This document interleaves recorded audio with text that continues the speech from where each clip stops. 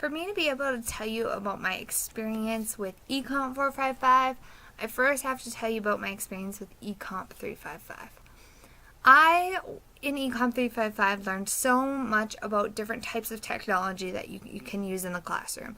I learned about Twitter and how to use Facebook and Edmodo and Skype and TED and YouTube and Google Docs and all of these different things. And it was all very teacher-centered. It's what can I do to help the kids learn better? And that's awesome, because if it's not about student learning, you're not doing it right. But for Ecmp455, it was really about me learning how students can use technology to enhance their own learning. It's about taking all of those tools that I learned about in Ecmp355 and applying them to the students. What can they do? What can they create? And how can they learn from those tools? One of my major goals after I reflected on internship was I really wanted to start intentionally going up on Bloom's taxonomy. I wanted to be thinking about how can I get myself to be creating and evaluating and analyzing?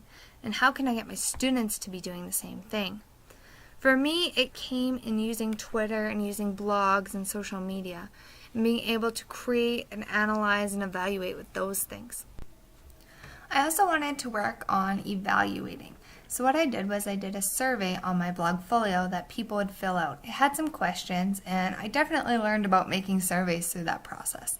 But I had some really interesting results. One of the questions I asked was, in one word or phrase, describe the feeling or the message of my portfolio. And after I was done, I was able to make a Wordle, and I got so much out of what people had said about it, and I think that my blogfolio is really getting the message across. But I also learned about a whole bunch of different things I can do to change my blogfolio. So it also shows how important peer evaluation and self-evaluation are. One way that I found myself creating was, together with Kelsey Wilkinson, we created a Twitter page called Gather and Gap. Our goal was to bring together scientists, teachers, and science students to talk about science in the classroom. We wanted to really bring the world into the classroom. And thanks to all of you who retweeted us, we were able to really connect with some awesome scientists and be part of a real classroom and try it out. Through different things like Twitter and About Me, we were able to connect with a whole bunch of different teachers who were interested in working with us, and we eventually found one here in Regina who wanted to also bring the world into his classroom. We found 2 different scientists who Skyped into this classroom, and we were able to really facilitate good conversation between the Chem 30 class and the scientists over Skype. It was really nice to see the kids all connecting. It was important to Kelsey and I that we could evaluate if Skyping scientists in was valuable to these kids or not. So we did different forms of evaluation and reflection, but one idea I had was having the students do mini fast talks to tell the camera about something they learned or why they liked Skyping in scientists. And we could mash all the videos together to come up with a collection of what the students learned. We could also publish it so that they can contribute to online learning communities. Potash is essential for farming because it is an essential nutrient in the plant growth and development. Potash is also used in other things such as explosives, fireworks. Making purple fireworks, by the way. Specifically. So every time you see fireworks, think of potash. I got the idea to do these video reflections based on what was going around in Ecomp at that time. These teach nominations were going around, which was awesome because people were teaching each other and solving problems in front of a camera and creating creative videos to show people, which is awesome, and I think that students should be doing that too.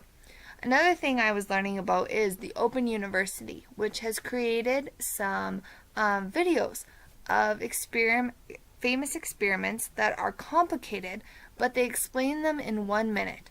And I've always believed to teach someone something, you have to know it really well.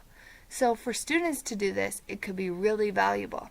Here's an example of what the Open University was doing. 60-second adventures in thought. Number 5. The twin paradox. Albert Einstein didn't have a twin brother, but he had some funny ideas of what you could do with one. He imagined two identical twins. Let's call them Al and Bert. Now, Al is a couch potato, but Bert likes to travel. So he hops into a spaceship and zooms off at close to the speed of light.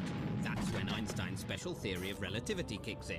It says that the faster you travel through space, the slower you move through time. So from Al's point of view, Bert's time would be moving slower than his own. To put it another way, time might fly when you're having fun, but when clocks fly, they run more slowly in relativity. By using tools like GoAnimate, Powtoon, Creasa, or stop-motion applications, students could create videos just like this that would demonstrate their learning and would be a high level on Bloom's taxonomy. It's really hard to fit everything you've learned in Ecmp455 into a 5-minute summary, but if you want to know any more, you can check out my blog or contact me on Twitter. I want to thank everyone in this class who was part of this journey, commenting on blogs and retweeting and all of those good things, sharing resources. I really appreciate it. So good luck to everyone. Most of us are finishing up here. Let's go crush this teaching thing.